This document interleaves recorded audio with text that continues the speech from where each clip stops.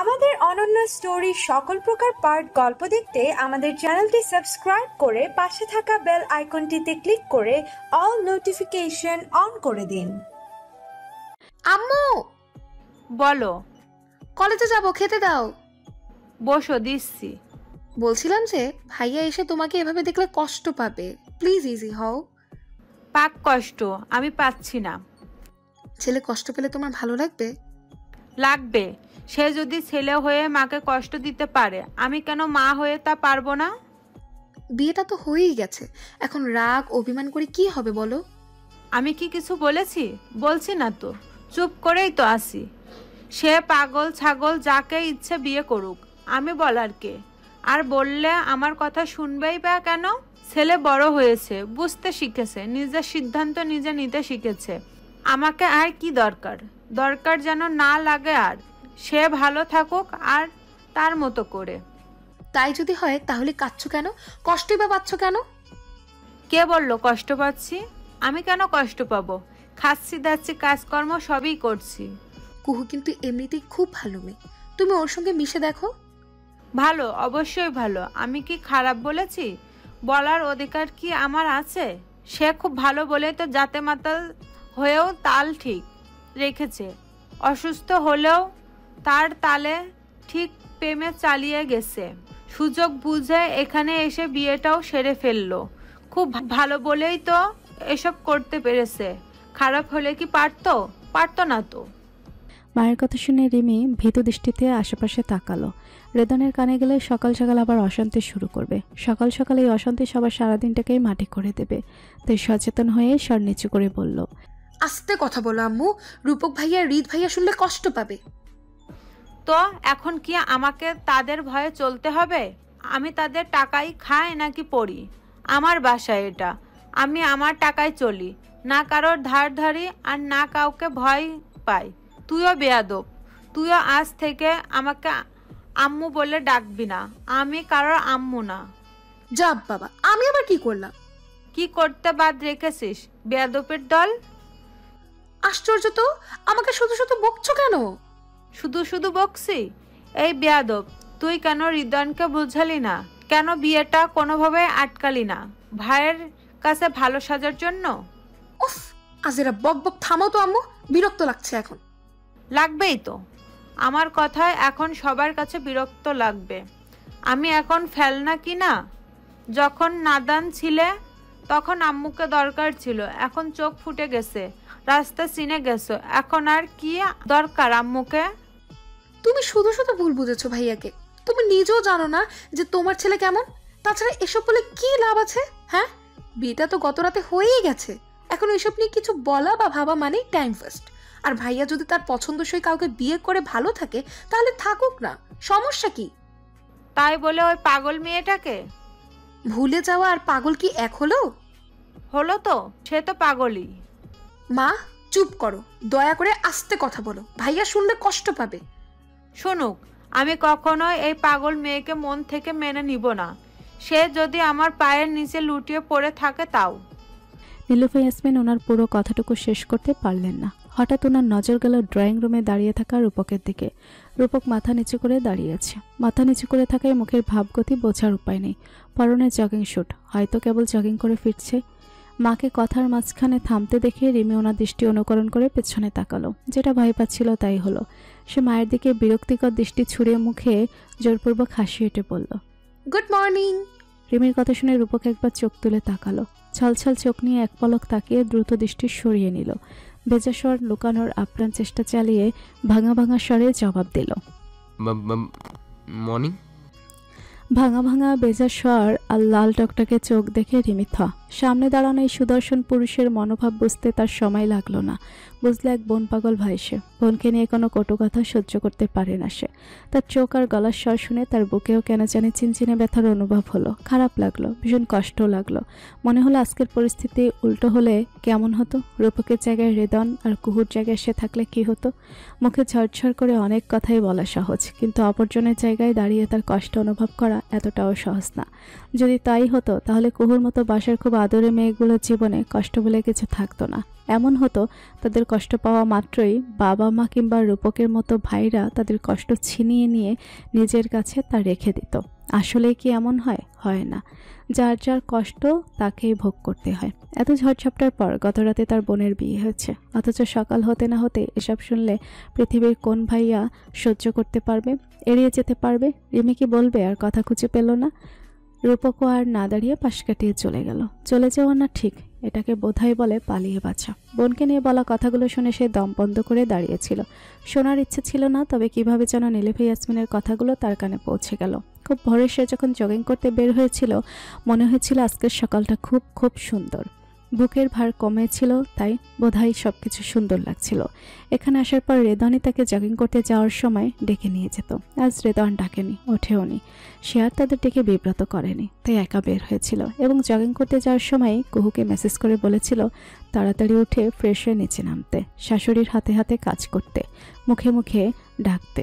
কুহু ওঠেনি, হয়তো সজাগই হয়নি। ছোট মানুষ সে, সংসারের মারপ্যাচ বোঝে না, তার উপরে অসুস্থ। সে জানে না কি হবে, রেদন কিভাবে সব সামলাবে। তবে তার মনে হচ্ছে বিয়ে দেওয়া বোধহয় ঠিক হয়নি।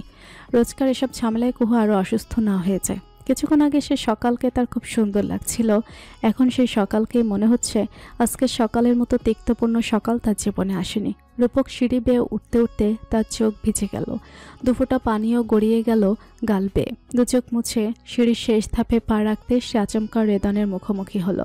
রেদন রূপকের মুখের দিকে তাকিয়ে কিছু বলল না, শুধু এক পলক নিচের দিকে তাকিয়ে সাইডে সরে দাঁড়ালো। তা দেখে রূপক মলিন হেসে ফ্রেশ হওয়ার নাম করে চলে গেল। একটু পরে কুহু নিচে নামলো। খুব সুন্দর একটা থ্রি পিস পরেছে, তার মনটা আজ খুব ভালো। তবে সকালের ঘটনার জন্য সে একটু বিব্রত, লজ্জিত। তবে লজ্জিত ভাবটুকু এখনো লেগে আছে তার রক্তি মাদুরে গাল ও চোখের তারায়।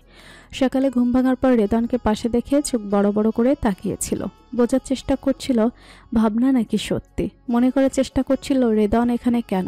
তখন চোখ বন্ধ করা অবস্থায় রেদন বলল, ওহে সুন্দরী মানব কন্যা, আমি আপনার হতভাগা স্বামী। গত রজনীতে আপনার এবং আমার বিবাহ সম্পূর্ণ হইয়াছে। বৈধ বিবাহের জোরে এই কক্ষে ও একই শয্যায় রাত্রি যাপন করিবার দুঃসাহস দেখিয়াছি। আপনি দয়া করিয়া উত্তেজিত হইবেন না, মস্তক ঠান্ডা রাখিয়া ভাবিলেই সমাধান পাইয়া যাবেন। কি আশ্চর্য, এভাবে কথা বলছেন কেন? না বলে উপায় আছে? যেভাবে তাকিয়েছিলে মনে হচ্ছিল আমাকে পাশে দেখা মাত্র চিৎকার করে আমার মান সম্মান নিলামে তুলে ফেলবে। তাই আগেই বললাম এটা স্বপ্ন নয়, সত্যি। আমার মনে আছে। সত্যি মনে আছে?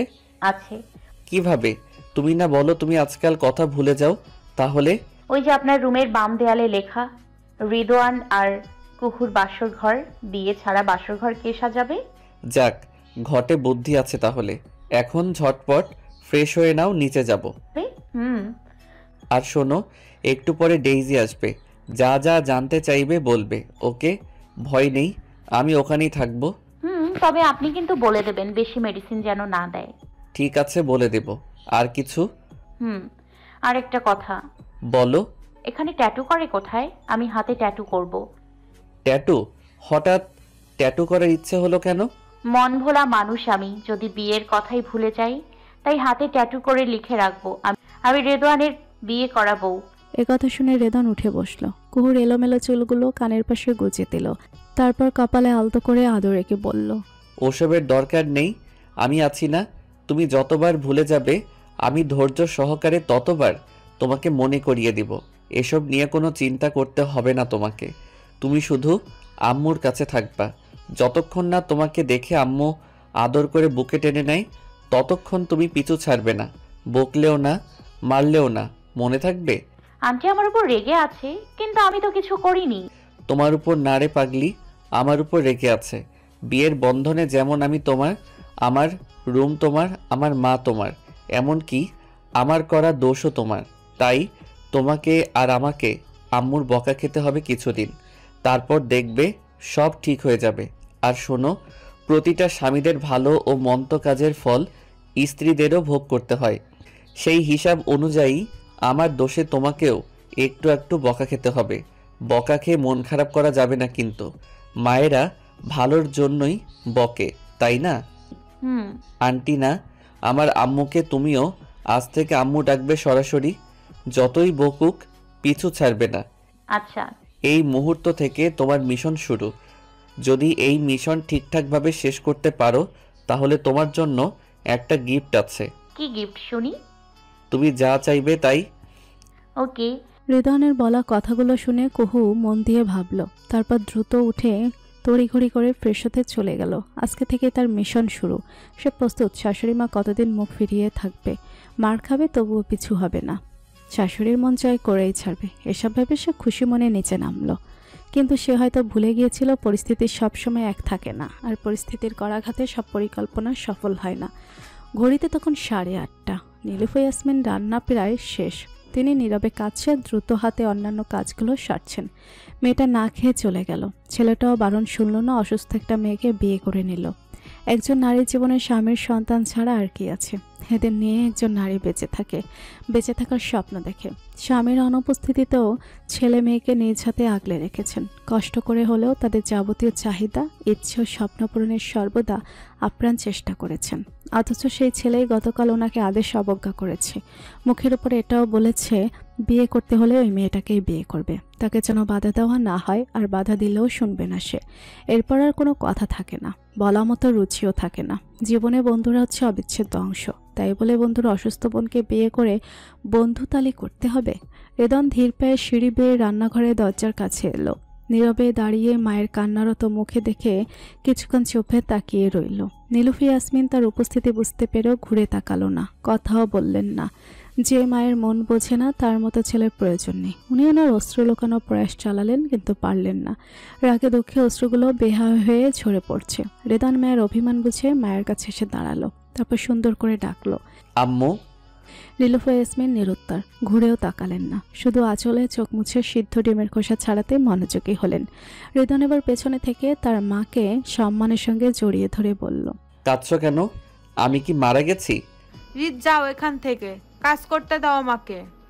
কাজ তো করবে, তার আগে আমার কয়েকটা কথা শোনো। না, তুমি যা বলার কিংবা করার করেছো, আমি তো কিচ্ছু বলিনি। তাই তোমারও উচিত হবে এখন আমাকে আমার মতো থাকতে দেওয়া।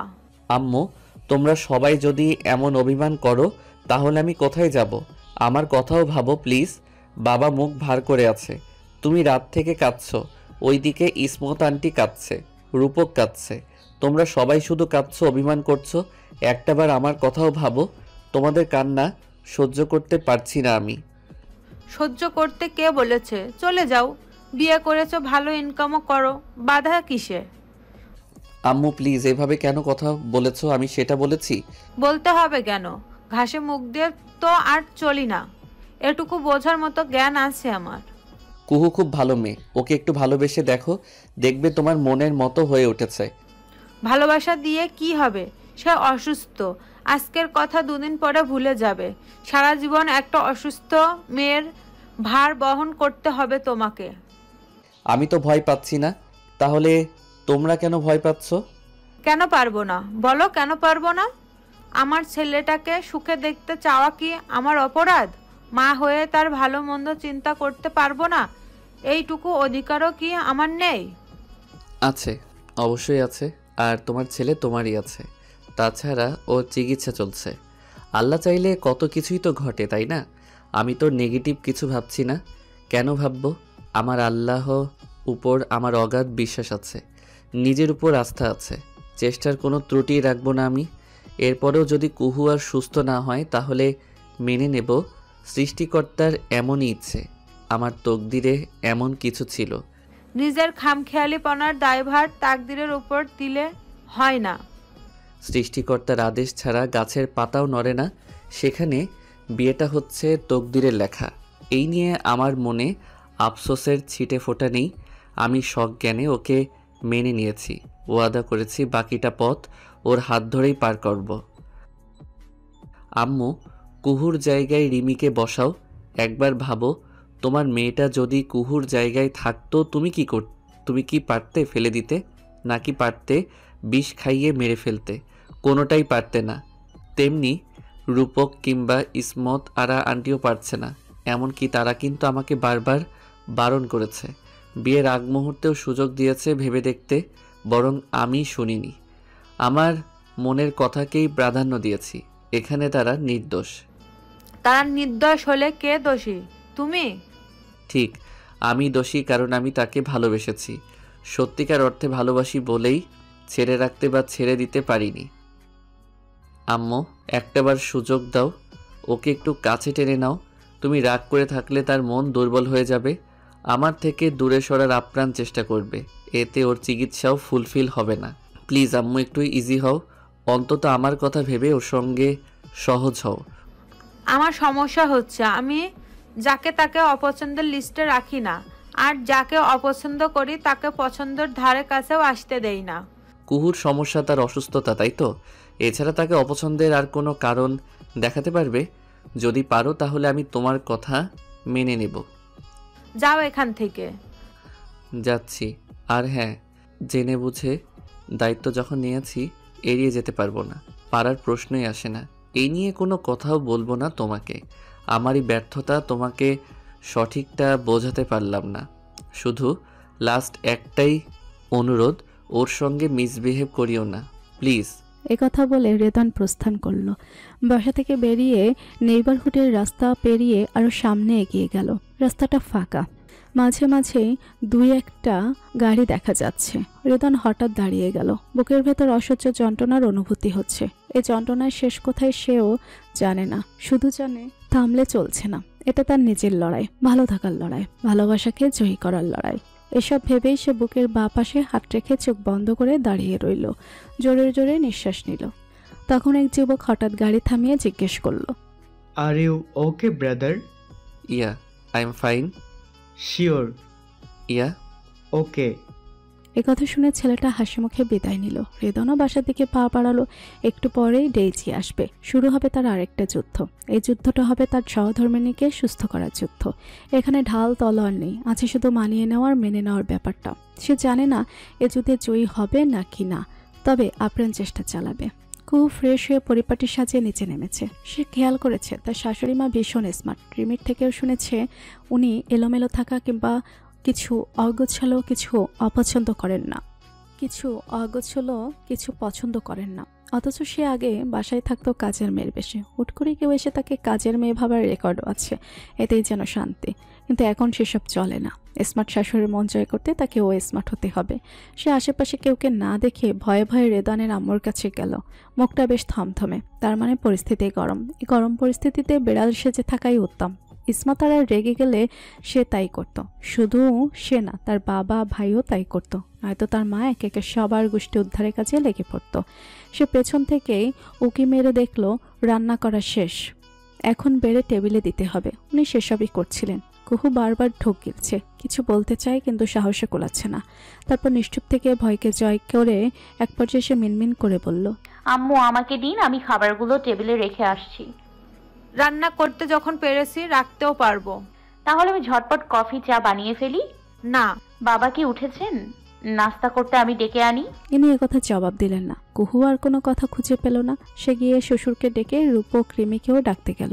রিমি কলেজে চলে গেল। রূপক এলো। 3 জন পুরুষই চেয়ার টেনে বসেছে। তখন রেদন চেঁচিয়ে বলল অফিসে যাবে, তাড়াতাড়ি খাবার দিতে। একথা শুনে উনি টেবিলে খাবার সাজিয়ে চুলাতে কফির পানি বসালেন। তখন কুহু তোতলাতে তোতলাতে বলল, আম্মু আমি সরি। কেন? উঠতে লেট করে ফেলেছি, এমন আর হবে না। যাক, বোধ শক্তিটুকু সচল আছে। গুরুগম্ভীর কণ্ঠে একথা শুনে কুহু কি করবে বুঝতে পারল না। দিশেহারা বোধ করলো, অসহায় হয়ে দাঁড়িয়ে রইল। এখন কি বলবে বোধগম্য হলো না। একথার প্রেক্ষিতে কি বা বলা যায়। সে মাথা নিচু করে দাঁড়িয়ে রইল। উনি যে কথা বলতে আগ্রহী নন সে তাও বুঝল। একটা মানুষ যদি কথা না বলতে না চায় তাহলে রাগ ভাঙাবে কিভাবে? নিজের মা হলে এতক্ষণে সেই চেঁচিয়ে বাড়ি মাথায় করে ফেলতো, না খাওয়া বন্ধ করে দিত। ধরাম করে সজোরে রুমের দরজা আটকে চুপ করে বসে থাকতো। তখন একটু পরে তার মায়ে এসে উল্টে তার রাগ ভাঙাতো, নিজ হাতে খাইয়েও দিত। মায়ের কথা মনে পড়াতে সে কেঁদে ফেলল। কান্না চাপাতে গিয়ে ফোফাতে লাগলো। এখানে ফোফানোর শব্দ শুনে নীলুফা ইয়াসমিন ঘুরে তাকালেন। চোখে মুখে বিস্ময় ভাব কাটিয়ে বুড়ুকুচকে তাকিয়ে রইলেন। এদিকে চেয়ারে বসা 3 জন পুরুষের দৃষ্টি এদিকে নিবদ্ধ। রেদন কুহুকে কাঁদতে দেখে উঠতে গেলে রূপক তার হাত ধরে ফেলল। এরপর ঝকঝকে কাচের পানি ভর্তি গ্লাসের দিকে তাকিয়ে বলল, ওয়েদারটা এবার ওদেরকেই বুঝে নিতে দে। ওদের মধ্যে তোর আমার না যাওয়াটাই ভালো। রূপকের কথা শুনে রেদনের বারবারও সহমত পোষণ করলেন। তিনি এটাও বললেন, মেয়েলি সব ব্যাপারে ঢুকতে নেই, কিছু কিছু জিনিস না দেখার ভান করতে চলতে হয়, এতে সংসারে শান্তি বজায় থাকে। বাবার কথায় রেদন একমত হতে পারল না, তবুও কথা বাড়ালো না। শুধু সে জানালো খেতে দিতে অফিসে জরুরি মিটিং আছে, তাকে বের হতে হবে। ছেলের কথা শুনে নীলুফা ইয়াসমিন এসে খেতে দিল। কুহুও পিছু পিছু এসে গ্লাসে পানি ঢেলে দিল। তাদেরকে নীলুফা ইয়াসমিন এক পলক দেখে রুমে চলে গেলেন। ওনাকেও বের হতে হবে, শপে যাবেন, আজকে ভিড় হবে বেশি। ওনাকে যেতে দেখে আতিকুর রহমান বিষণ্ণ মুখে দাঁড়িয়ে থাকা কুহুকে বললেন, মায়েরা বকলে মন খারাপ কর, তুমিও বসে খেয়ে নাও। পরে খাবো। কেন? এমনি। ঠিক আছে। স্যার একটা কথা বলি। স্যার না, বাবা বলো। বলছিলাম যে বাবা, আমার একটা হেল্প লাগবে। হেল্প? কেমন হেল্প? আপনাদের সঙ্গে আমিও দেশে ফিরে যেতে চাই। কুহুর কথা শুনে রূপক রেদন খাওয়া থামিয়ে দুভুরু কুচকে তাকিয়ে রইল। এ আবার কেমন কথা? আজ থেকে তার ফুল ট্রিটমেন্ট শুরু, আর বলে কি না দেশে যাবে। তাদেরকে এভাবে তাকাতে দেখেও কুহু পাত্তা না দিয়ে চেয়ার টেনে বসলো। তারপর আমতা আমতা করে বলল, আপনি বলেছেন এই সপ্তাহে চলে যাবে। এদিকে আম্মু আমার উপরে খুব রেগে আছে। রাগ না ভাঙালে এই রাগ দূরত্ব সৃষ্টি করবে। আমি এমন কিছু চাই না, এজন্য বলছি আমিও আপনাদের সঙ্গে দেশে ফিরতে চাই। চিকিৎসা না পরে করাবো। কথাটা কিন্তু মন্দ বলনি। ওর পিছু ঘুরলে দেখলে কয়েকবার বকবে ঠিকই, কিন্তু বকার আড়ালে ভালোবাসবে। কিন্তু মা, তোমার ট্রিটমেন্ট যে পরে করানো যাবে না। জ্বর থাকতেই সবাই জ্বরের মেডিসিন খায়, তাই না? দেশে গিয়ে চিকিৎসা করাবো না হয়? আর একটা কাজ করানো যায়। কি কাজ? তোমার আম্মুর পাসপোর্ট রিনিউ করার বাহানা দেখে আরো কিছুদিন থাকবে। সেই ব্যবস্থা না হয় আমিই করে দিব, কিন্তু কথা হচ্ছে আমি যে আর থাকতে পারবো না মা, আমার ছুটি শেষ। ঠিক আছে বাবা, তাহলে তাই করুন। টিকিট কনফার্ম করা হয়ে গেছে? না, আজ করব। আচ্ছা। এরপর সে রেদনের দিকে তাকিয়ে আমতা আমতা করলো। কিছু যে বলতে চাচ্ছে সেটা বুঝিয়ে রেদন এক পলক তাকিয়ে বলল, কিছু বলবে? আমিও যাই। কোথায়? শপে। শপিং করতে? না, আম্মুর সঙ্গে। আম্মুর ফিরতে রাত হবে, আমি অফিস থেকে ফিরে তখন না হয় নিয়ে যাব তোমাকে। আপনি কখন ফিরবেন? সন্ধ্যা নাগাদ। রিমিও বাসায় নেই, আপনিও অফিসে যাচ্ছেন, মা যাচ্ছে শপে, বাবাও যাবে কোনো ফ্রেন্ডের বাসায়, ভাইয়াও এখন ঘুমাবে। আমি একা একা কি করব? এর চেয়ে শপে গেলে সময়টাও কেটে যেত। আজ অনেক ভিড় হবে, তুমি গিয়ে নিজেও বোর হবে। হব না, আমি বসে বসে মানুষ দেখব। ঠিক আছে, যাও। Thank you. কথা শেষ করে কুহু তাদের খেতে বলে চলে গেল শাশুড়ির রুমের দিকে। যার সব তার থেকেও তো পারমিশন নিতে হবে। সে যদি অ্যালাউ না করে তখন সে দরজায় দাঁড়িয়ে উকি মেরে দেখলো নীলুফা ইয়াসমিন অ্যাশ কালার শাড়ি পরছেন। কী যে সুন্দর দেখাচ্ছে। ড্রেস সেন্সের প্রশংসা না করলেই নয়। উনি উবু হয়ে শাড়ির কুচে ঠিক করার চেষ্টা করছেন। একা একা কাজের কাজ হচ্ছে না দেখে সেই ধীরগতিতে রুমে প্রবেশ করলো। তারপর নীলুফা ইয়াসমিনের পায়ের কাছে বসে হাসি মুখে শাড়ির কুচি ঠিক করে দিল। এখনো কাছে নীলুফা ইয়াসমিন ভুরু কুচকে তাকালো। কিছু বললেন না, চুপ করে নিজের কাছে মন দিলেন। তখন কুহু বলল, আম্মু আমিও যাব। কোথায়? শপে আপনার সঙ্গে। না। বাসায় একা থাকতে ভালো লাগে না, আমার ভয় লাগে এজন্য। তো আমি কি করতে পারি? আমি কি বেড়াতে যাচ্ছি যে সঙ্গে নিয়ে যাব? আমি চুপটি করে বসে থাকবো, প্রমিস। খবরদার বলছি, আমাকে বেশি বকাবে না। তোমার মতো শুয়ে বসে থেকে সময় নষ্ট করার মতো সময় আমার নেই। না যখন বলেছি তখন না। এ কথা বলে উনি পার্স নিয়ে চলে গেলেন। কুহুর এবার চোখ ফেটে জল গড়িয়ে পড়ল। মনে পড়ল তার মায়ের কথা। তার মা তো এমন করে না। সে কোনো কিছু নিয়ে জেদ করলে এভাবে বলে না। অনেকের মুখে সে শুনেছে শাশুড়ি নাকি মা হয় না। কেন জানি তখন তার বিশ্বাস হতো না। মনে হতো শাশুড়িদের সঙ্গে ভালো ব্যবহার করা জানতে হয়, ভালোবাসা আদায় করে নিতে হয়। এখন মনে হচ্ছে শাশুড়ির মন জয় করা এতটাও সহজ নয়। এসব ভেবে সে চোখে মুছে বের হতেই দেখে একটু দূরে রূপক দাঁড়িয়ে আছে। হয়তো তাদের কথোপকথন শুনেছে। ভাইকে মনের ব্যথা বুঝতে না দেওয়ার প্রয়াস চালালো সে। সেজন্য চট করে মুখে টানলো এক অনিন্দ হাসির রেখা। তারপর এগিয়ে গেল। জিজ্ঞাসা করলো কিছু লাগবে কিনা। তখন রূপক বোনের মুখের দিকে দীর্ঘশ্বাস গোপন করে বলল, আমি ঘুমাবো না। রিদওয়ান চলে গেলে তুই আর আমি ঘুরতে বের হব। তারপর আমরা দুই ভাই বোন মিলে দুপুরে রান্না করব। সময় এমনিতেই কেটে যাবে। এখন রুমে যা, গিয়ে দেখ রিদওয়ানের কিছু লাগবে নাকি। সমস্যা নেই, তুমি ঘুমাও। ঘুমাচ্ছে না। আর শোন, আম্মুর সঙ্গে কথা বলেছিস? না, একটু পরে বলবো। মেডিসিন খেয়েছিস? একটু পরে খাবো। মার খেতে না চাইলে নাস্তা করে মেডিসিন খা। ভাইয়ের কথা শুনে কুহু ঘাড় কাত করে সম্মতি দিয়ে চলে গেল। রূপক তার যাওয়ার দিকে তাকিয়ে রুমে ঢুকে গেল। মাকে ফোন দিয়ে খোঁজখবর নিয়ে চুপ করে ব্যালকনিতে বসে থাকলো। সকাল থেকে মনটা ভার হয়ে আছে, বিশেষ করে সকালে নীলুফ ইয়াসমিনের কথাগুলো শোনার পর থেকে। এই কঠিন পরিস্থিতি কিভাবে সামলে উঠবে সেও ঠিক বুঝতে পারছে না। পারিবারিক সমস্যার কারণে কুহুর অসুস্থতা আবার বেড়ে না যায়, এই ব্যাপারে রিদওয়ানকে কিছু বলা ঠিক হবে না, কারণ তার হাতেও কিছু নেই। মেয়েটা কত আনন্দ নিয়ে শপে যেতে চেয়েছিল, কিন্তু সঙ্গ পেল না। মন পাগল ছাগল যাই হোক, কেউ তাকে অবজ্ঞা করলে তার ভীষণ কষ্ট হয়। মনে হয় সে মানুষটাকে খুন করে মাটিতে পুঁতে দিতে। তার বোন ভুলে যায়, কিন্তু একেবারে পাগল তো নয়। তাহলে তাকে কেন অবজ্ঞা করবে, কেন খোঁচা মারা কথা বলবে? নীলুফ ইয়াসমিন তখনও বোনকে অযথা কথা শোনালো, আবার এখনও তাই। সে আহামরি কোনো আবদার করেছে নাকি কোনো অপরাধ করেছে? এর কোনোটাই তো না, শুধু সঙ্গ চেয়েছে। শাশুড়ির সঙ্গে এই দূরত্ব কমানোর চেষ্টা চালাচ্ছে। মেয়েটা নিজেই অসুস্থ, তাও যে সে এইটুকু করছে, এটাই কি বেশি নয়? সত্যি বলতে সকাল থেকে বোনের নীরব কান্না তার বুক এফোর ওফোর করে দিচ্ছে। কষ্টে বুক ভার হয়ে আসছে। আজ শুধু নীলুফ ইয়াসমিনের জায়গায় অন্য হলে একটা অঘটন ঘটিয়ে ফেলতো। তার বোনকে অযথা কথা শোনানো দেয় চরম শাস্তি দিত। শুধু বন্ধুর মা বলে সে নিজেকে বারবার সামলে নিচ্ছে, সবকিছু মুখ বুজে সহ্য করতে চাচ্ছে।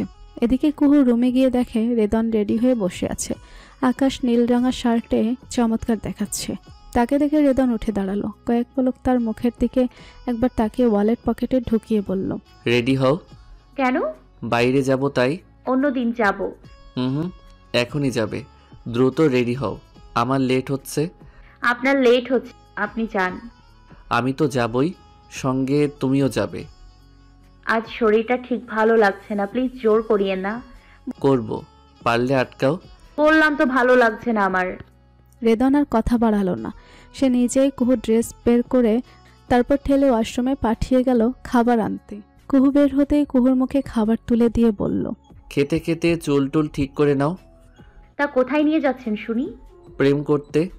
এটাও বিশ্বাস করতে হবে? না করার কারণ আছে নাকি? অবশ্যই আছে। বলো শুনি, কি কারণ? আপনি কাঠখোট্টা মানুষ, আর কাঠখোট্টা মানুষেরা প্রেম করতে জানে না। সময় বলে দেবে। সময় অপেক্ষা করতে হবে না, আমি এখন বলে দিচ্ছি। ধন্য করেছেন, এবার মেডিসিনগুলো খেয়ে নিন। আপনি তো সেদিন বললেন আপনার সবকিছু আমার, আর আমার সবকিছু আপনার। আমাদের মধ্যে আমার বলে শব্দটা থাকবে না। এখনো তাই বলছি। তাহলে আমার মেডিসিনগুলো আপনিই খান। রুলস অনুযায়ী আমার জিনিস আপনার, যুক্তি অনুযায়ী আমার মেডিসিনও আপনার, তাই না? একথা শুনে রেদন ভুরুচোড়া কুচকে তাকাতে খুব খিলখিল করে হেসে উঠল। তার হাসির শব্দে ঝলমলিয়ে গেল পুরো রুম, সঙ্গে সামনে দাঁড়ানো পুরুষটির মনেও ঢেউ খেলানো খুশির ঝুম। তারপর তারা রেডি হয়ে একসঙ্গে বের হতে হলো। রূপক তখনও ব্যালকনিতে বসেছিল। হঠাৎ ভাইয়া বলে কুহুর ডাক শুনে তার নজর গেল নিচের দিকে। দেখে রেদনের গাড়ি বের হচ্ছে। কুহু জানালা দিয়ে হাত বের করে তাকে টাটা দিচ্ছে। বোনের মুখে হাসি, হাসছে তার চোখও। তাদের একসাথে দেখে সেও হাত নাড়িয়ে টাটা দিল, সাবধানে যেতে বলল। রেদন তখন মেসেজ করে জানিয়ে দিল রেজির সঙ্গে দেখা করে একেবারে সন্ধ্যায় ফিরবে, টেনশন যেন না করে। ততক্ষণে রেদনের গাড়ি তার দৃষ্টিসীমানার বাইরে চলে গেছে। সে ব্যালকনি থেকে রুমে এসে শুয়ে পড়ল। তার চোখের কোণা বেয়ে কয়েক ফোঁটা জল। কেন কাঁদছে সেও জানে না, শুধু জানে ভীষণ খুশিও হয়েছে সে। খুশির কারণ হতে পারে বোনের মুখে হাসি, এজন্য রেদনকে ধন্যবাদ দেওয়া উচিত। কিন্তু সে জানে ধন্যবাদ দিতে গেলে রেদনের ঘুষি জুটবে ঠিক নাক বরাবর। এর চেয়ে মনে মনে তাদের জন্য দোয়া করা উত্তম। তাছাড়া সে মনে প্রাণে বিশ্বাস করে গাছের মতো সম্পর্কের যত্ন নিতে হয়, ভালোবেসে আগলে রাখতে হয়, বন্ধন দ্বারা গোড়া মজবুত করতে হয়, তাহলে ফলও সুমিষ্ট হয়। আর এই ব্যাপারে রেদন সর্বসেবা। শাসা করে গাড়ি চলছে ঝকঝকে এক রাস্তা দিয়ে। রাস্তার দুপাশে বড় বড় গাছ। গাছের নাম জানে না সে, দেশে এমন ধরনের গাছ দেখেও নি। আজকে আকাশটা স্বচ্ছ কাচের ন্যায় ঝকঝক করছে, রোদের তীব্রতাও সহনশীল। গাড়ির জানালা খোলা বিধায় তার চুলগুলো এলোমেলো করে দিচ্ছে বৈরী বাতাস। পাগলাটে বাতায়নে উঠছে তার ওড়না। সে জানালা দিয়ে মুখ বাড়িয়ে প্রাণ ভরে শ্বাস নিচ্ছে, চোখ মুখ উপচে পড়ছে খুশি।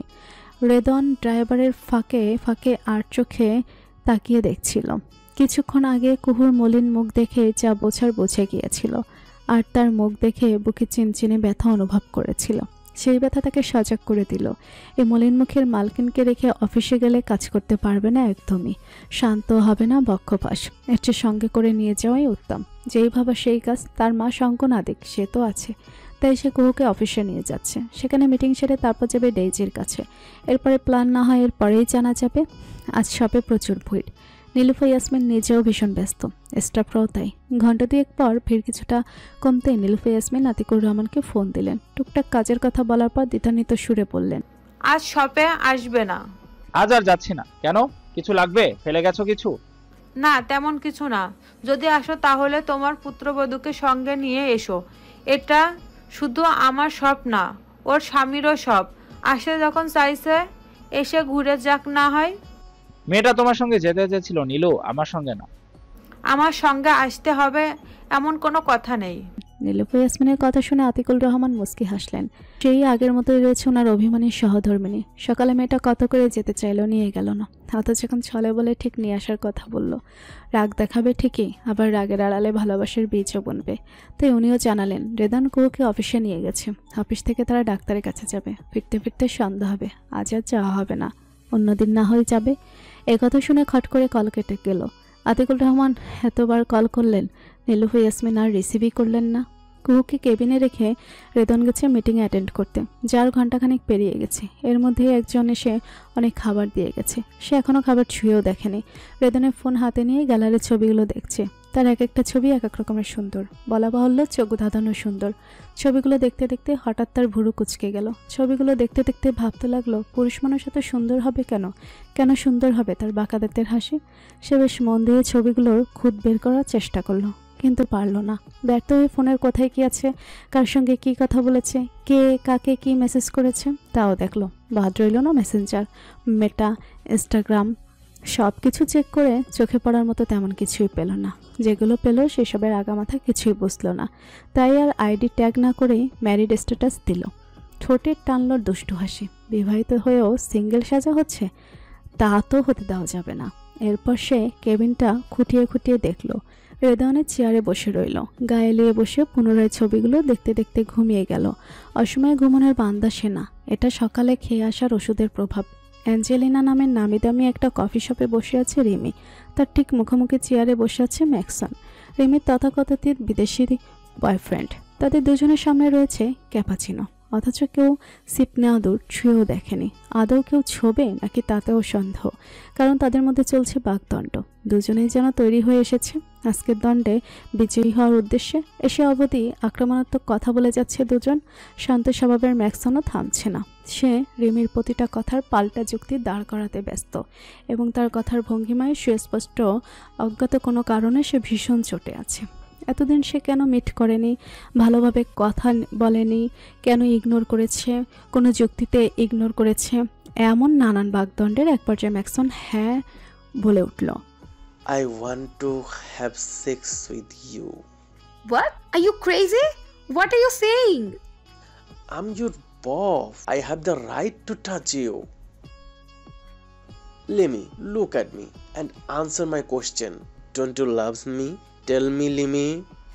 Yes. So where your problem? Let's go. No, never. I won't go. রিমির মুখে না শব্দ শুনে ম্যাক্সন দাঁতে দাঁত খিচিয়ে বসে রইল। এতক্ষণ বোঝানোর পরও সেই একই কথা। বাঙালি মেয়েরা তো ঘাটতাড়া হয়, আগে জানতো না সে। জানলে হয়তো এমন গোয়ার মেয়ের সঙ্গে রিলেশন করতো না। হাত ধরতে দেবে, কিস করতে দেবে না, ডেটে যাবে না, বাড়ি যাবে না, ড্রিঙ্কস করবে না, সব কিছুতে না। না না, এমন করলে কি রিলেশন টিকবে? বাপকে যখন সন্তুষ্টই করতে পারে না, তখন রিলেশনের কি দরকার? ম্যাক্সনকে রাগে দুঃখে অন্যদিকে তাকিয়ে আছে। ভীষণ বিরক্ত লাগছে সামনে বসা রিমির দিকে তাকাতে। তখন রিমি বলল, Do you want to break up for some reason? Mac, answer my question. Yes, I want to break up because you don't deserve to be a lover. I don't lose my virginity, so I'm disqualified. Okay, that's it. Rimi অগ্নিদৃষ্টিতে তাকিয়ে আছে ম্যাক্সনের দিকে, যেন চোখ দিয়ে ভস্য করে দেবে। দেহ কাঁপছে থরথর করে। তাদের রিলেশনের পূর্ব শর্তই ছিল বিয়ের আগে এসব আবদার করা যাবে না। অথচ ম্যাকটা ভুলে গেছে। সন্দেহের বশে অবিবেচকের মতো কথা বলছে। এমন না ম্যাক জানে না তার কালচার সম্পর্কে। তাছাড়া সেও খুব ভালো করেই জানে রিমি এই আবদারে রাজি হবে না। তারপরেও তার এখন ইচ্ছে করছে ম্যাকের মাথাটা ধরে দেওয়ালে ঠুকে দিতে, নয়তো ইট দিয়ে তার সুন্দর মুখখানা থেতলে দিতে, যাতে ভুল ভবিষ্যতে আর কখনো এসব কথা উচ্চারণ না করে। রিমি সত্যি সত্যি ব্রেকআপ করে যখন উঠতে যাবে তখন ম্যাক তার হাত চেপে ধরল, ঠান্ডা মাথায় কথা বলার অনুরোধ করলো। রিমিও বসলো। ম্যাক এবার ধীরে সুস্থে পড়ল, ইন্টিমেট হতে হবে না, শুধু তার নোট পিক দিলেই হবে এবং সেই পিক সে নিজেই তুলবে। এজন্য তাকে এখন ম্যাক্সনের ফ্ল্যাটে যেতে হবে। বফ হিসেবে অন্তত তার এইটুকু আবদার পূরণ করুক। রিমি নিশ্চুপ। তার মতে বফ হলে কি নোট পিক দিতে হবে, নগ্নদেহের ভাঁজ দেখাতে হবে? এ আবার কেমন ভালোবাসা? নাকি এটা প্রেম? প্রেম আর ভালোবাসা কি এক নয়? তাকে নিশ্চুপ দেখে ম্যাক্সন সাহস পেল। সে আরও সুন্দর করে বোঝানোর জন্য জানালো সে সুন্দরী, তার শারীরিক গঠনও মারাত্মক সুন্দর। সুন্দর কিছু ঢেকে রাখতে নেই, সবাইকে দেখানোর জন্য উন্মুক্ত করে দিতে হয়। তাছাড়া বাফ হিসেবেও গফের শরীর দেখার অধিকার আছে তার, যে দেখতেই না অনেক কিছু করতেও পারে। এখানে এটা কমন ব্যাপার। এই অবধি ম্যাক্সনের কথা শুনেও রিমি টু শব্দ করল না। নীরবতা সম্মতির লক্ষণ ভেবে ম্যাক্সন উঠে এসে তার পাশে বসলো, একবার হিসেবে শরীরের সঙ্গে শরীর মিশিয়ে। তার পুরুষালে এক হাত রাখলো রিমির ডানুরুর উপর। রিমি হাতটা সরিয়ে দিতেই ম্যাক্সন ফিচেল হেসে ঝরঝরে ইংলিশে ফিস ফিস করে বলল, এই শপের 3rd ফ্লোরে রুম ভাড়া করা যাবে? না। কেন ডার্লিং? চলো যাই। হাত সরাও। কেন সরাবো? আমার স্পর্শ ভালো লাগছে না? কার স্পর্শ ভালো লাগে তোমার? ভাইয়ার ফ্রেন্ডের স্পর্শ ভালো লাগে? ম্যাক, মুখ সামলে কথা বলো, নয়তো এরপর যা হবে মোটেও ভালো হবে না। ভুল তো বলিনি। ওই ব্লাডি বিচ আসার পর থেকে তুমি আমাকে কেন জানি ইগনোর করো, দেখা করতে চাও না, কথা বলতে চাও না, সব সময় একটা গা ছাড়া ভাব দেখাও। কত দিন ধরে বলছি ডেটে যাওয়ার জন্য, রাজিও হচ্ছ না, এমনকি কিস করতে দাও না, টাচও করতে দাও না। ভেবেছ আমি কিছুই বুঝি না? তার টাচ পেয়ে এখন আমাকে আর ভালো লাগছে না? না, তাকে আমি বড় ভাইয়ের মতো সম্মান করি, তাই বলছি তাকে নিয়ে নোংরা কথা বলবে না। জানি তো, দিনে ভাইয়ের মতো সম্মান করো আর রাতে তার সঙ্গেই শুয়ে পড়ো, তাই না? আজ আমাকেও সুযোগ দাও, আমিও তোমার দেহ মন স্যাটিসফাইড করব। লাস্টবার ওয়ার্নিং দিচ্ছি, মুখে লাগাম টানো ম্যাক। কেন হানি, খারাপ কি বলেছি? আমার ধৈর্যের বাঁধ ভেঙো না ম্যাক, প্লিজ। কেন, সত্যি কথা গায়ে লাগছে? রাত ভর তার সঙ্গে মজা মাস্তি করে পা মচকানোর অজুহাত দেখাও, সব খবর আসে আমার কাছে। আর এসব বলে ছাড় পাবে না আজ। তুমি যদি আমাকে ভালোই বাসো তাহলে 3rd ফ্লোরে চলো, ছুঁতে দাও তোমার এই আবেদনময় দেহ, মেনে নাও সর্বাঙ্গে ছুঁয়ে যাওয়া আমার স্পর্শ, ধরে নাও এটাই হবে তোমার ভালোবাসার পরীক্ষা। পরীক্ষা? হ্যাঁ, পরীক্ষা। তা কেন দেবো পরীক্ষা? ভালোবাসার প্রমাণ দিতে। যদি না দিই? তাহলে ব্রেকআপ। ভার্জিনিটি দিয়ে এই পরীক্ষা উত্তীর্ণ হতে হবে? হবে। ওকে, তাহলে সেকেন্ড অপশনই চুজ করলাম, ব্রেকআপ। তোর নামের ভালোবাসা তুই গু লেখা, দরকার নেই তোর ভালোবাসার, মর তুই। আর কি বললি তুই, রূপকের সঙ্গে মাস্তি করি? হ্যাঁ করি, বেশ করি, প্রয়োজনে আরো করব। এবার যা পারিস করে নে, যা। একথা বলে রিমি হন হন করে বেরিয়ে গেল। ম্যাক্সন এতবার ডাকলেও শুনল না। তবে সে বাসায় যেতে যেতে একটা সিদ্ধান্ত নিল। সিদ্ধান্তটা জানাতে সে গেল তার মায়ের শপে। অফিস থেকে বেরিয়ে দুপুরে লাঞ্চ সেরে রেদান আর কুহু এসেছে ডেজির চেম্বারে। কজনের পরেই কুহুর নাম ধরে ডাকলে তারা ভেতরে প্রবেশ করলো, বসলো পাশাপাশি চেয়ারে। ডেজি কুহুর সঙ্গে কথা বলছে, মূলত ফানি কথা বলে কুহুকে ইজি করার চেষ্টা করছে। তার কথা শুনে কুহুও খিলখিল করে হাসছে। হাসির কারণ ডেজি রেদানকে নিয়ে ফান করছে, এত ফানি কথা বলছে যার কারণে কুহু না হেসেও পারছে না। তবে রেদান এখানে নীরব দর্শক। এক পর্যায়ে ডেজি মূল পয়েন্টে এলো। হাসতে হাসতে কথার মাধ্যমে কুহুর কিছু সমস্যার কথা জেনেও নিল, আবার ফান করলো, আবার হাসলো।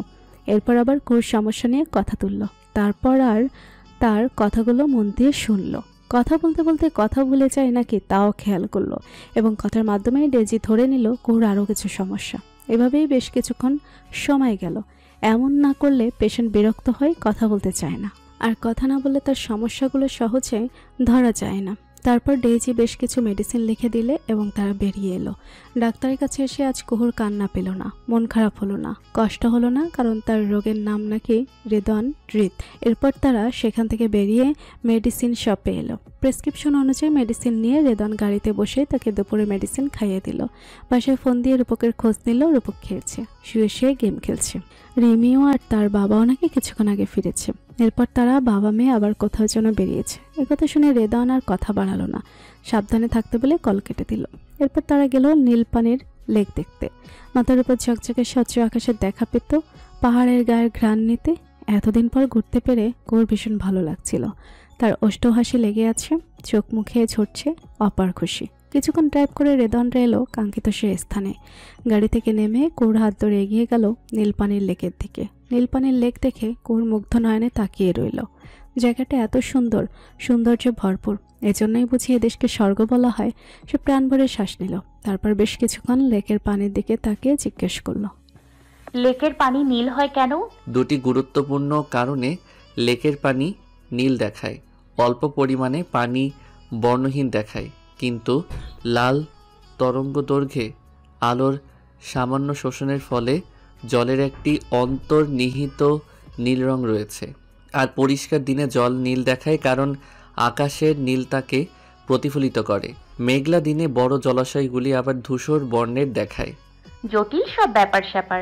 কই, সহজই তো। আচ্ছা, এখানে ছোট্ট একটা কুঁড়ে ঘর বানাতে দেবে না? আমি এখানে থেকে যেতে চাই। যানজটের শহর ভালো লাগে না আর। এখানে বাতাস থেকে শুরু সব কিছু যেন মন ভালো করার মাধ্যম। একথা শুনে রেদন কোহর মাথার তার কাঁধে টেনে নিল, হাতের 5 আঙুলের মাঝে গুজে দিল তার আঙুল।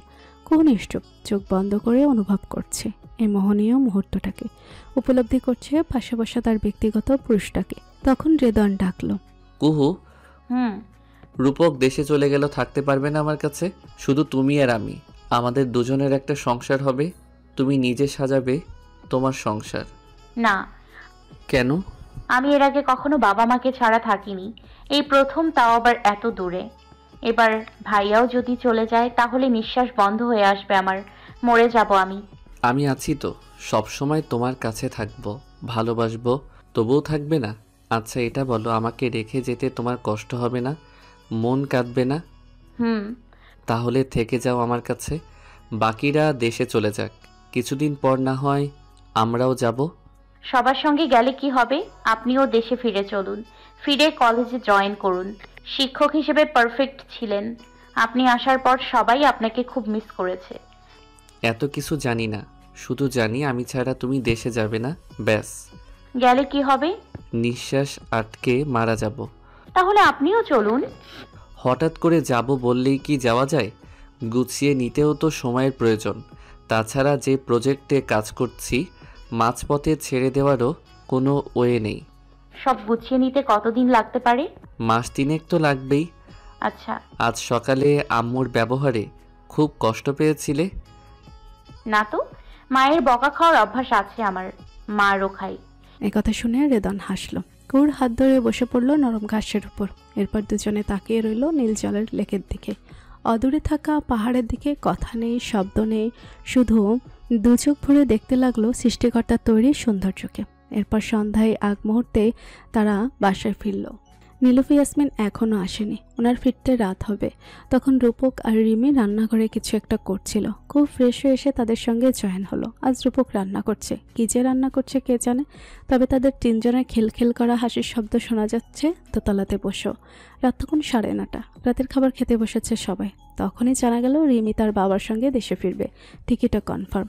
রেদন বুড়ুকুচকে কিছু বলার আগে নীলুফি ইয়াসমিন বাদ সাধলেন। তিনি অন্য কথা তুলে এই প্রসঙ্গের লাগাম টানলেন। কোহু তার ঘুরতে যাওয়ার কথা সবাইকে জানালো।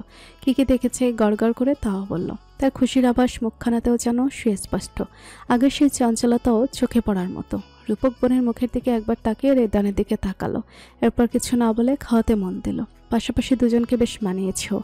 দেশে থাকতে কোহুকে ডাক্তারের কাছে নিয়ে যাওয়াটা যেন যুদ্ধের সামিল। আবার ডাক্তারের কাছ থেকে ফিরে মন মরা থাকা, কারোর সঙ্গে কথা না বলে খায় না, মেডিসিন খাওয়ানোর কথা আর কি বলবে। অথচ আজকের দৃশ্যটা যেন অন্যরকম। তার মনটা খুশিতে ভরে গেছে। মন থেকে দোয়া আসছে প্রিয় বন্ধুর প্রতি। সব কিছু ঠিক হওয়ার আশা দেখছে। আভাসও পাচ্ছে বোনকে সে সঠিক মানুষের হাতেই তুলে দিয়েছে। সারাদিন সে শুয়ে বসে থেকে বিকেলে রিমির সঙ্গে সে হাঁটতে বের হয়েছিল। আশপাশটা ঘুরে ফেরার সময় একটা অপ্রত্যাশিত ঘটনা ঘটে। ম্যাক্সার নামের একটা ছেলে এসে রিমির হাত ধরে টানতে থাকে। রাগে হিসিয়ে জানায় রিমিকে তার সঙ্গে যেতে। রিমি চেনা ভেবেই রূপক দাঁড়িয়ে দেখছিল। হঠাৎ রিমি ছেলেটার গালায় শপাত করে চর বসিয়ে তার বাহু জড়িয়ে ধরে বলে বসলো, এটা আমার উডবি হাজব্যান্ড, তাকে আমি ভালোবাসি। সামনের মাসে বিয়ে আমাদের, আর কখনো আমার সামনে আসবি না। যদি আসিস তাহলে পুলিশে কল করব। এরপর আর দাঁড়ায়নি সে। তার হাত ধরে টানতে টানতে বাসায় ফিরে এসেছে। তবে আসার সময় রিমি জানিয়েছে ম্যাক্সনের কথা, বলেছে সেদিনের ঘটনা, সরিও বলেছে। এসব বলার জন্য না হলে ম্যাক্সনকে থামানো যেত না। রূপক ব্যাপারটা সহজভাবে নিয়েছে এবং রিমিকে বুঝিয়েছে। এরপর রিমির মন ভালো করতে তার হাতের বানানো সেই স্পেশাল বিরিয়ানি রান্না করেছে, সঙ্গে জালি কাবাব। টেস্টও অসাধারণ। গম্ভীর মুখে খেতে থাকা নীলুফা ইয়াসমিনও জানালেন রান্না খুব ভালো হয়েছে। রূপক শুনে খুশি হলো, ভদ্রতাসূচক হাসলো। রিদানের মুখে কথা নেই, সে একমনে খাচ্ছে। সে জানে রূপক রাঁধতে পারে, এর আগে বহুবার খেয়েছে তার হাতের রান্না বান্না, তাই আলাদা করে কিছু বলল না। এদিকে কুহু, রিমি, আতিকুল রহমান একবার খেয়ে আবারও নিয়েছে। তাদের মধ্যে বাজি চলছে, যেই হারবে আজ তাকে এঁটো বাসন মাজতে হবে। মাজার ব্যাপার হচ্ছে হাসছে আতিকুল রহমান, আর হেরেও খুশি তিনি, হাসছেন প্রাণ খুলে, কিন্তু হার এনে দেয় অপার খুশি। ফলস্বরূপ তিনি এঁটো বাসন মাজতে লেগেও গেলেন। তবে সাহায্য করলো সকলে, যেমন উনি মাজলেন আর কুহু সেসব থালা বাসন ধুলো, রিমি সেগুলো সাজিয়ে রাখলো। রেদন আর রূপক ডাইনিং টেবিল পরিষ্কার করলো। ব্যাস, হাতে হাতে সব কাজ শেষ। এরপর আরও কিছুক্ষণ চলল গাল গল্প, হাসাহাসি। এরপর সবাই যার যার রুমে চলে গেল। তবে এই সময়টুকুতে নীলুফা ইয়াসমিন শুধুই চুপ করে দেখলেন, উপলব্ধি করলেন ব্যাখ্যাহীন কিছু সুখ মুহূর্তের কথা। তবে ওনার মুখ দেখে কিছু বোঝা গেল না। তবে উনি মনে খুশি হলেন, কারণ এই বাসায় এমন স্নেহমাখা দৃশ্যই প্রথম কি না তাই। বাইরে তুমুল বৃষ্টি হচ্ছে, পুরো বাড়ি এখন নীরবতায় ছেয়ে আছে। রাত এখন প্রায় 1টার কাছাকাছি। কুহু বকবক করতে করতে ঘুমে তলিয়ে আছে। রেদন এতক্ষণ পাশে বসে ল্যাপটপে কাজ করছিল। টানা কয়েক ঘন্টা কাজ করে কোমর পিঠ লেগে গেছে, ঘাড়টা ব্যথা করছে। সে ল্যাপটপে ডেস্কের উপর রেখে জানালা ভালো করে আটকে একবার নিচে গেল। নিচে সবকিছু ঠিকঠাক দেখে ফ্রেশ হয়ে শুতে এলো। পাশেই কোলবালিশ বুকের সঙ্গে জড়িয়ে ধরে শুয়ে আছে একটা জীবন্ত পুতুল। সে হাত বাড়িয়ে পুতুলটাকে কাছে টেনে নিল, চাপড়ে ধরল সন্তর্পণে। এরপর আদর রেখে দিল পুতুলের কপালে, গালে। একা একা হাসলো। হেন জানি বউ পুতুলটাকেও ঘুমাতে দেখে তার সহ্য হলো না। সে কাতুকুতু দিতে ঘুম নড়ে চড়ে আবার ঘুম। অশুভ রেদন থামলো না, বরং স্পর্শ গাঢ় করলো। তার অবাধ্য হাত জড়াও চলতে থাকলো কুহুর দেহের ভাঁজে। এমন স্পর্শে এবার কুহু ঘুমে জড়ানো চোখে মেলতেই কানে কানে বলল, বাইরে বৃষ্টি হচ্ছে। এটা বলার জন্য আমার ঘুম ভাঙলেন? না, বাইরে বৃষ্টি, পাশে সুন্দর বউ, রোমান্টিক ওয়েদার, শুধু প্রয়োজন পারমিশনের। প্রথমবার তাই পারমিশন নিচ্ছি, সেকেন্ডবার পারমিশনের ধারও ধারব না। যদিও কিসের পারমিশন? কি বলে না বলে কিছুই বুঝছি না। স্পর্শ করার সম্মতির, তবে সময় চাইলে নিতে পারো। সঙ্গে এটাও মনে রেখো, আজ অথবা কাল ধরা তোমাকে দিতেই হবে। এখন বলো তুমি কি চাও? আমি তোমার হ্যাঁ বা না সব সিদ্ধান্তকে প্রাধান্য দেব। তবে কি ধরে নেব নীরবতাই সম্মতির লক্ষণ? একথা শুনে কুহুর গাল দুটো লালবর্ণ হতে দেখে রেদন আর কথা বাড়ালো না। সে কুহুকে নিয়ে ডুব দিল ভালোবাসা নামক শুক্রাজ্যে। উপেক্ষার উপস্থিতি যেন না আসে সেই সময় দিয়ে অপেক্ষা করলো না। বৈধ সম্পর্কের জের ধরে সম্পর্কে গভীরতা এনে শুরু করলো নতুনভাবে পথ চলা। আজকের দিনের শুরুটা মন খারাপ দিয়ে শুরু হলেও শেষটা স্মরণীয় হয়ে থাকলো, কারণ আজকের সারাটা দিনে তার প্রাপ্তির খাতায় অনেক কিছুই তো যুক্ত হয়েছে। এভাবে হাসি খুশিতেই 2 দিন কেটে গেল। রাতের ফ্লাইটে রিমি আর আতিকুল রহমান দেশে ফিরে গেল। এতক্ষণে দেশে পৌঁছে গেছে। পাখির ছানার মতো করে আতিকুল রহমান মেয়েকে বুকে আগলে নিয়ে গেছে। একে একে দেখিয়েছেন পড়ে থাকা ওনার এত বড় বাড়িটা, শূন্য সংসার, কোলাহলহীন বাড়ির আশপাশ। এসব দেখে রিমির নিজেরও খুব খারাপ লেগেছিল, কিন্তু বাবাকে সে বুঝতে দেয়নি। বলা বাহুল্য, কষ্ট বাড়াতে চায়নি। এরপর বাবার সঙ্গেই তার সময় কাটতে লাগলো। আতিকুল রহমান কলেজের সময়টুকু বাদে প্রায় সময় মেয়েকে সঙ্গে রাখেন। কলেজে নিয়ে যান, মাঝে মাঝে ঘুরে ফিরে দেখায় অনেক কিছু। বাবা মেয়ে ঘুরে, শপিং করে, বাজি ধরে, লুডো খেলে, নিজেরা রান্না করে, বাজার করে, হই হই করে ঘুড়ি উড়ায়, বাগানের পরিচর্যা করে, একে অপরকে নিজে হাতে খাইয়েও দেয়। এক কথায় মেয়ের আবদার পূরণ করে। এভাবেই বাবার সঙ্গে রিমির সম্পর্কটা আরও মজবুত হয়। রিমিও বুঝে বাবার আদর কাকে বলে। ওদিকে রেদন আর কুহুর সম্পর্কটা দাম্পত্যের স্বাভাবিক পর্যায়ে এসেছে, বেড়েছে একে অন্যের মায়াও। কুহু এখন লেগে থাকে নীলুফা ইয়াসমিনের সঙ্গে। ওনার সঙ্গে শপে যায়, হাতে হাতে সাহায্য করে, দুষ্টমি করে, বকা খায়, মন খারাপ করে, বাবা মায়ের জন্য চুপি চুপি কাঁদেও। সেটা খেয়াল করেনি নীলুফা ইয়াসমিনও, আবার কাছে ডেকে নেয়। ভালোবাসা অপ্রকাশিত রেখে স্নেহ দেখায়, আদর করে, সব থেকে অনেক কিছু এনে দেয়। কখনো বা প্রচণ্ড রেগে গিয়ে ঝাড়তে শুরু করে 3 জনকে। বাদ যায় না রূপক সহ দেশের মাটিতে থাকা আতিকুর রহমান এবং রিমিও। সবাই ওনার বকাগুলোকে হাসি মুখে মেনে নেয়, অভিযোগগুলোও শুনে। বকা শুনতে শুনতে কুহু মাঝে মাঝে হেসে ফেলে। তার হাসি দেখে হাসে রেদন আর রূপকও। তখন চেঁচামেচির মাত্রা বেড়ে যায়। এক পর্যায়ে হেসে ফেলে রাগী নীলুফা ইয়াসমিনও। এর মধ্যেই আরেকটা ব্যাপার লক্ষণীয়, সেটা হলো কুহুর পরিবর্তন। প্রবাদে আছে সঙ্গদোষে লোহা ভাসে। এটি বহু পুরনো একটি প্রবাদ, কিন্তু এর মানেটাও যথার্থ। সঙ্গের সঙ্গী যদি ভালো হয় তবে পথ চলাও সহজ হয়, সঙ্গের সঙ্গী যদি খারাপ হয় তাহলে কর্মযোগে জীবনে পড়ে বিরূপ প্রভাব। এ যেন অপ্রিয় একখানা সত্য। এর যথাযথ উদাহরণ ধরা যাক কুহু আর হৃদয়নের বর্তমানের অবস্থানকে, বিয়ের পরে বন্ধনকে। কিছুদিন আগেও হঠাৎ ভুলে যাওয়া কল্পনার জগৎ, তিক্ত তিরিক্ষি মেজাজ নিয়ে এতদিন নিজেও বিরক্ত ছিল কুহু। তার এই রোগের চিকিৎসা, মেডিসিন খাওয়া নিয়ে চলতো এক প্রকার বাগদণ্ডা। নিজেকে অসুস্থ বলে মনে করতো না, উল্টে ভাবতে সবাই জোর করে অসুস্থ বানাতে চাচ্ছে, তাকে মেন্টালি টর্চার করছে। অথচ বর্তমানে তার মাঝে এসবের কোনো লক্ষণ দেখা যায়নি। বিরক্তি ভাব নেই, চিন্তা নেই, অসুস্থরাও রেশ নেই। বাক বিতর্কতা আছে শুধু তার চঞ্চলতার, প্রিয় মানুষদের ভালো রাখার নিদারুণ প্রচেষ্টা। রিমির দেশে যাওয়ার 2 মাস পেরিয়ে গেছে। রিমি বাংলাদেশের প্রাইভেট ইউনিভার্সিটিতে ভর্তি হয়েছে। বাবার সঙ্গে তার সম্পর্ক এখন বন্ধুত্বপূর্ণ। দেশের মানুষ সবকিছু ভীষণ এনজয়ও করে। নীলুফা ইয়াসমিনের আরও আগে দেশে ফেরার কথা থাকলেও ছেলের অনুরোধের সিদ্ধান্তে পরিবর্তন এনেছেন। তবে ধীরে ধীরে কাজ গুছিয়েও নিয়েছেন। রূপক বোনের সঙ্গে সেখানেই আছে, অনলাইনেই নিজের কাজকর্ম করে এবং রেদনের অফিসে গিয়ে তাকে সাহায্য করে। দুঃখ থেকে খেয়াল রাখে তার বাবা মায়ের প্রতি। ছেলে হিসেবে, ভাই হিসেবে, বন্ধু হিসেবে কোনো দায়িত্বকেই হেলা করে না।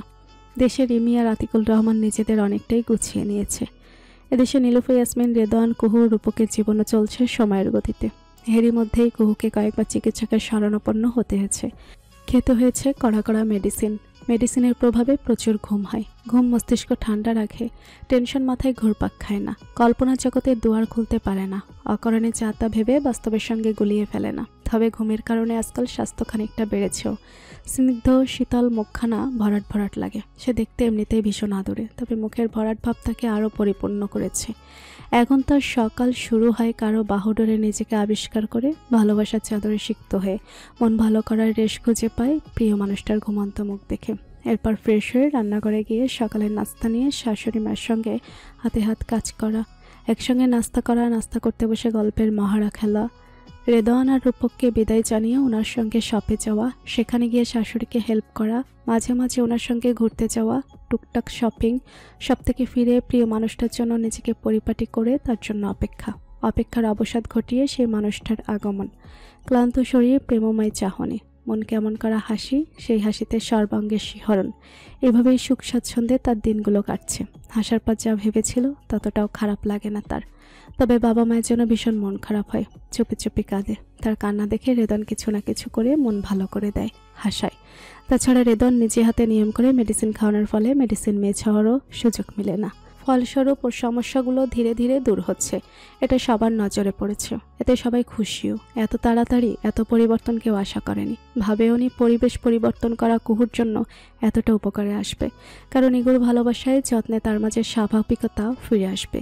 এসবের মধ্যে এত বকার পরেও কুহু নীলুফা ইয়াসমিনের পিছু ছাড়ে না। মা ডাকতে দ্বিধা করে না, সে মিশতে চায়, ভালো থাকতে চায়, সবাইকে ভালো রাখতে চায় দেখে তিনিও আর দূর করেন না, কথার খোঁচা মারে না, শাসনের আড়ালে ভালোবাসেন, স্নেহ করেন, তবে তা প্রকাশ করতে চান না।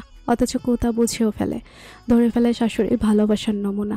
এই তো কয়েক সপ্তাহ যাবৎ নীলুফা ইয়াসমিন যে তাকে নিজেকে সাজিয়ে তোলার কিছু টিপস দিয়েছে। সাধারণ পোশাকে কিভাবে পরিপাটি রাখা যায় তা শিখিয়েছেন।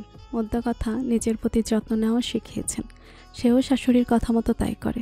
এতে তার বাহ্যিক রূপসহ ড্রেস আপেও কিছু পরিবর্তন এসেছে। তাকে খুব সাধারণ লোকেও আভিজাত্যের ছাপ লক্ষ্য করা যায়। আজকে ছুটির দিন, সবাই বাসাতে আছে। সকালের নাস্তা সেরে নীলুফা ইয়াসমিন কুহুকে নিজের রুমে ডেকে পাঠালেন, জানালেন কিছুক্ষণের মধ্যে বের হবেন, সেও যেন দ্রুত রেডি হয়ে নেয়।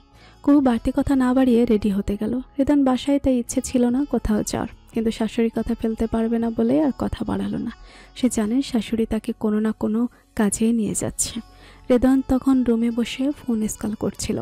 কুহুকে রেডি হতে দেখে ভুরুকুচকে তাকাতেই কুহু বলল বের হবে। মায়ের সঙ্গে যাচ্ছে দেখে রেদন কিছু বলল না, অথচ তার প্ল্যান ছিল আজ কুহুকে ঘুরতে নিয়ে যাওয়ার। সে এটাও জানে যেই কাজে যাচ্ছে বেশিক্ষণ সময় ওয়েস্ট করবে না তার মা, কারণ বাঙালি শাশুড়ির মতো তার মায়ের মন মানসিকতা না, যারা ছেলে আর ছেলের বউকে দূরে রেখে পৈশাচিক এক আনন্দ অনুভব করে। ছেলের বউয়ের মধ্যে দূরত্ব বাড়িয়ে মিটিয়ে হাসে। সে জানে তার মা সবকিছু স্মার্টলি ভাবে। যুগের সঙ্গে তাল মিলিয়ে চলতে পছন্দ করে। তারপর কুহু রেডি হতেই নীলুফা ইয়াসমিনের ডাক পড়ল। সে রেদানের থেকে বিদায় নিয়ে বেরিয়ে পড়ল। রুমে একা বসে না থেকে রেদান বেরিয়ে লনে গেল। এখানে ঘাস হয়েছে, বড় কাঁচি নিয়ে ঘাসগুলো কাটলো, নিজের গাড়ি পরিষ্কার করলো। এমন আরও কিছু কাজ সারতেই রূপক এসে সঙ্গ দিল। গল্পে গল্পে দুই বন্ধু মিলে বাগান সাফ করে ফেললো। এসব করে ঘন্টা দুয়েক পেরিয়ে গেছে, অথচ কুহুরা ফেরেনি। কোথায় যাচ্ছে বলেই যায়নি। সে অস্থিরতা দমাতে এটা করে যাচ্ছে, কিন্তু শান্ত হতে পারছে না। রূপক ওর অস্থিরতার কারণ বুঝলেও প্রকাশ করলো, শুধু মনে মনে হাসলো। পঞ্চামাই না হলে এতক্ষণে বেফাস কিছু বলে ফেলতো। এই সম্পর্কের কারণে বেফাস কিছু বলা হারাম হয়ে গেছে। এখন যেটাই বলুক বোনের কথা মাথায় রাখতে হবে। বন্ধুর বউকে নিয়ে মার্জিত ভাষায় দু একটা ফাজলামি মার্কা কথা বলাই চাই, কিন্তু বোনকে নিয়ে নয়, তাই মুখেও লাগাম টেনে চলে। দুই বন্ধু বাইরের কাজ সেরে মুখ হাত ধুয়ে ড্রয়িং রুমে এলো। আজ ভারত পাকিস্তানের খেলা আছে, শুরু হবে মিনিট 2 পর। রূপক ড্রয়িং রুমের সোফায় শুয়ে খেলা দেখতে লাগলো। রেদন 2 মগ কফি করে একটা রূপককে দিয়ে পা বাড়াতেই রূপক বলল, এসে যাবে, এত টেনশন করিস না। খেয়ে কাজ নেই, টেনশন করব? কাজ আছে কি নেই তোমার মুখ দেখেই বোঝা যাচ্ছে চান্দু। এদিকে আয়, বস কথা আছে। কি কথা? বস তো আগে। রেদন সিঙ্গেল সোফায় বসে কফিকে সিপ নিল। রূপক কফির মগ হাতে নিয়ে উঠে বসেছে। সে টিভির দিকে তাকিয়ে রেদনের দিকে ঘুরে তাকালো, তারপর কিছু ভেবে বলল, কুহুর ভুলে যাওয়ার সমস্যাটা কি আর খেয়াল করেছিস? আমি কিন্তু ওর মাঝে অনেক পরিবর্তন দেখছি। ওর পরিবর্তন নজরে পড়ার মতোই। ওর সমস্যা হচ্ছে ওকে একা থাকতে দেওয়া যাবে না। একা থাকলেই অবান্তর ভাবনা ওর মাথায় ঘুরে তারপর সব গুলিয়ে ফেলে। তাছাড়া এখন প্রপার রেস্ট, মেডিসিনও নিচ্ছে টাইম টু টাইম। বিডিতে যেসব ডাক্তার দেখাতাম সে তো ডাক্তারকেও দেখতে পারতো না। তাদের দেওয়া মেডিসিন তো আরও দূর। এমনই কড়া পাওয়ারের মেডিসিন দিত, একটা মেডিসিন খেলে সে টানা 3 দিন ধরে ঘুমোতো, হাত পা কাঁপতো। এ কারণে জোর করেও মেডিসিন খাওয়াতে পারতাম না। লাস্ট চেক আপে ডেইজি আর কিছু বলেনি। কনসিভের ব্যাপারে সাবধান হতে বলেছে। মেডিসিনও দীর্ঘদিন চলবে। কুহু কদিন যাবৎ ইমপ্রুভ করতে শুরু করেছে। এখনই কনসিভ করলে ঝুঁকিও আছে। মেডিসিনের প্রভাবে বাচ্চা ইম্যাচিওর হওয়ার সম্ভাবনা বেশি। কল্পনার বাস্তবতাকে গুলিয়ে ফেলার ব্যাপারটা, ওটা সার্বিক হবে। এটা সারলে আমার চিন্তা কিছুটা কমবে। ধীরে ধীরে সব ঠিক হয়ে যাবে, প্যারা নিস না। আর একটা কথা বলার ছিল। আসলে মেয়েদের মতো ন্যাকামি করা শিখলি কবে? যা বলার সরাসরি বল। আম্মুর শরীরটা খুব একটা ভালো যাচ্ছে না, বাবারও তাই। একটার পর একটা অসুখে জর্জরিত তারা। আমাকে বলতে চায় না যদিও, তবে বুঝি আমি। আচ্ছা, আমি দেশে ফিরলে কুহুকে সামলাতে পারবি না? সে তো আগের তুলনায় অনেক ইমপ্রুভ করেছে।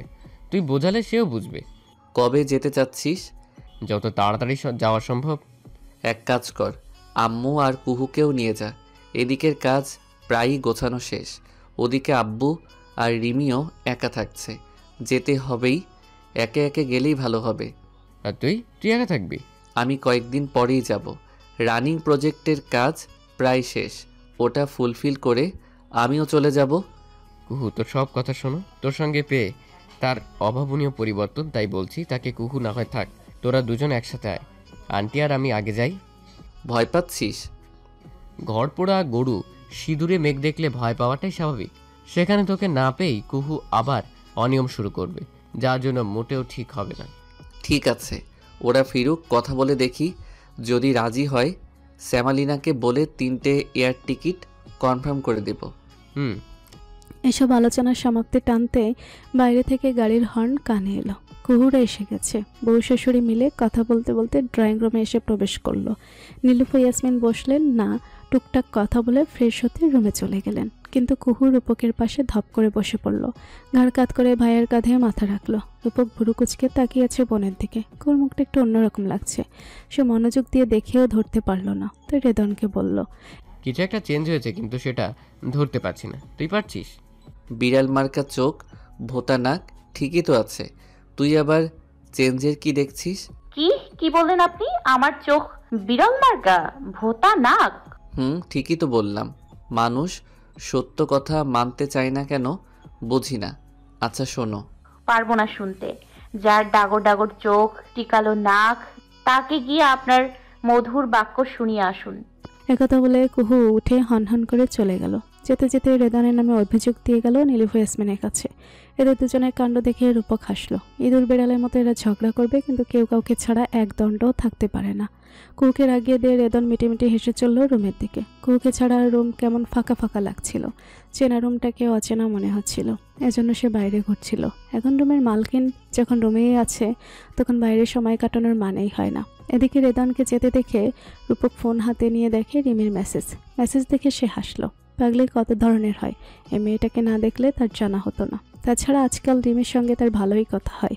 রিমির বলে দেওয়া বেশ কিছু জায়গাতে ঘুরেছেও সে। সবসময় রেদন আর কুহুর সঙ্গে বের হওয়া যায় না, তাদেরও স্পেস দেওয়া দরকার। তাই সে রিমির কথাতে এখানে বেশ কিছু জায়গায় ঘুরেছে, শপিং করেছে, তার নিঃসঙ্গতাকে কাটাতে সময়ও দিয়েছে।